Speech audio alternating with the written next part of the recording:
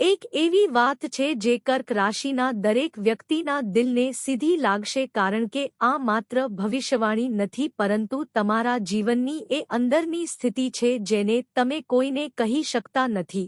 તમે ઘણીવાર લોકો માટે બધું કરો છો પરંતુ જ્યારે તમારી વારે આવે છે ત્યારે તમને સમજવાનું કોઈ નથી મળતું અને એ જ કારણ છે કે તમે બહારથી સ્ટ્રોંગ દેખાવો છો પરંતુ અંદરથી ઘણીવાર તૂટી જાઓ છો। નમસ્કાર મિત્રો, તમે જોતા છો ગુજરાતી એસ્ટ્રોલોજી ચેનલ અને આજે આપણે વાત કરીશું કર્ક રાશિના લોકોના આવનારા સમય વિશે અને કેવી રીતે તેઓ પોતાના જીવનમાં શાંતિ અને ધનલાભ મેળવી શકે છે। કર્ક રાશિના લોકો સ્વભાવથી ખૂબ જ સેન્સિટિવ, કેરિંગ અને ઇમોશનલ હોય છે। તેઓ દરેક સંબંધને દિલથી નિભાવે છે પરંતુ ઘણીવાર તેમને એજનું રિટર્ન નથી મળતું જેના કારણે તેઓ અંદરથી હર્ટ થાય છે। મિત્રો, આવનારો સમય કર્ક રાશિ માટે ખૂબ મહત્વનો છે કારણ કે ગ્રહોની સ્થિતિ એવી બની રહી છે કે તમારા જીવનમાં સ્લો બટ પોઝિટિવ ચેન્જ શરૂ થશે।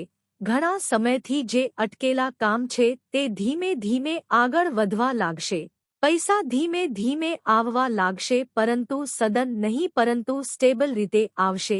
માં રિસ્પોન્સિબિલિટી વધશે અને માં સ્ટેબિલિટી આવશે પરંતુ પેશન્સ રાખવો પડશે કારણ કે કર્ક રાશિ માટે ગ્રોથ ગ્રેજ્યુઅલ હોય છે।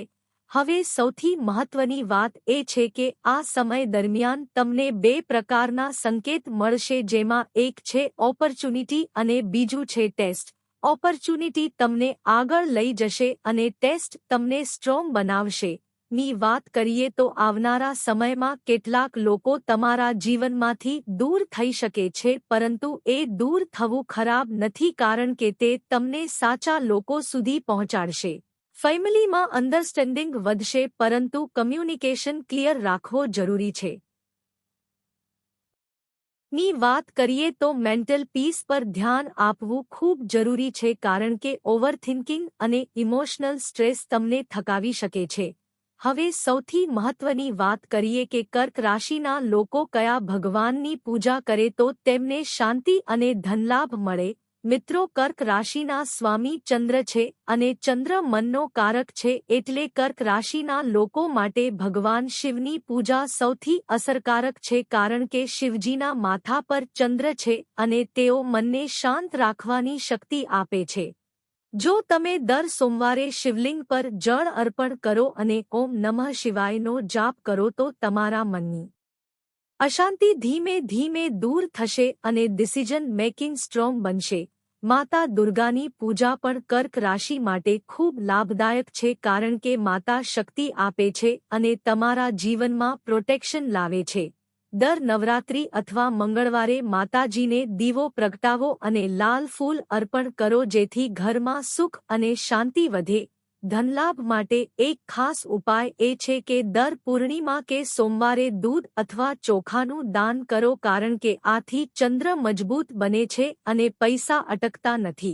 સવારમાં વહેલી સવારે થોડો સમયમાં બેસો અને તમારા ગોલ્સ ક્લિયર કરો કારણ કે ક્લેરિટી આવશે તો ઓપોર્ચ્યુનિટી ઓળખી શકશો। મિત્રો, હવે એક સત્ય સાંભળો કે કર્ક રાશિના લોકો માટે સૌથી મોટી તાકાત તેમનું દિલ છે પરંતુ એ જ તેમની કમજોરી પણ બની શકે છે। જો તેઓ લાગણીઓમાં વહેતા રહે તો ડિસિઝન ખોટા થઈ શકે છે પરંતુ જો તેઓ બેલેન્સ રાખે તો તેઓ જીવનમાં મોટી સફળતા મેળવી શકે છે। આવનારો સમય તમને ચાન્સ આપી રહ્યો છે કે તમે તમારા જીવનને નવી દિશા આપો પરંતુ એ માટે તમને તમારા ફિયર અને ડાઉટ છોડવા પડશે।